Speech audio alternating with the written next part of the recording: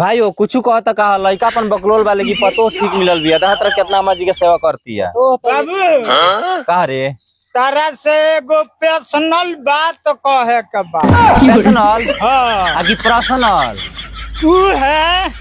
सब बकलोल गल तेरा भाई आ पर्सनल के पर्सनल कहता। देख लो आ बैठा चलो आ। लड़का बा का कह आ बकलोल तो ते बढ़ले बड़े बोल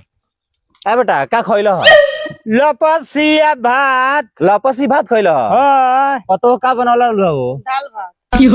खाली झूठ बोलत रहेला लपसी बात बोल बोल अपन पर्सनल बात बोल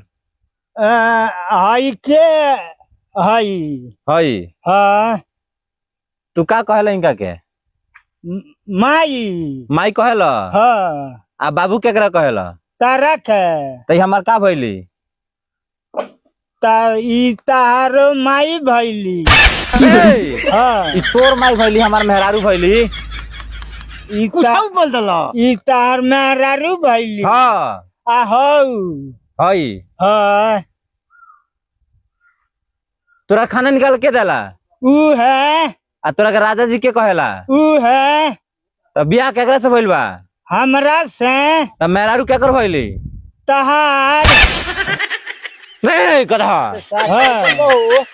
तोरा से बियाह भइल बा त मेहरारू तोर हई ई हमार पतो लगी हन ऊ तार पतो ही लगी है तब ई हमार मेहरारू हई उ हमार पतो हई तो हई हमार पतो ही हई चौपा ई तोर माई ही देख इनकर बियाह हमरा से भइल बा त ई हमार मेहरारू हाँ आ तोर बियाह इनकरा से भइल बा त ई तोर मेहरारू हाँ त ई हमार पतो लगी हन आ ई तोर माई ही हाँ हां तो ई हमार पतो ही लगी है रे ई तोर माई लागी रे तोरा समायो में खचिन हाथ ई हमार माई लगी माई कहलिस नु हाँ त माई लागी ई तोर मेहरारू लागी ई हई पतोहिया हमार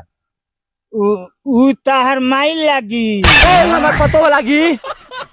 तार पतो ही लगी तब ए बाबू का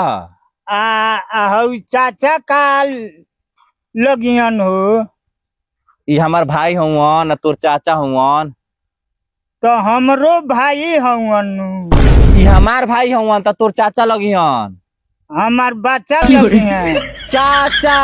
चाचा आप तू चौपट बड़ा हो हम इनकर भाई हैं तो भाई ने तोहरो चाचा लगे हम तो उनकर मेहरारू तब तोहरो मेहरारू भैली रे उ हमार छोट हवन त उनकर मेहरारू हमार भवे लागी भवे हम भसुर लागे भसुर हौ तब तब हेकरो भसुर हौ रे ई हमार मेहरारू ही तार मेहरारू ही तब अच्छा मतलब हमरा मौगी के भसुर हौ अरे बाप रे रे समझा ना रे एकरा के तू बिठाला ना रे कहाँ से एकरा के पैदा कोइलू गाना कोकी में सन लइका तू बकलो रखले रहलू भाग भाग ना के लइका के भाग समझाओ थैले में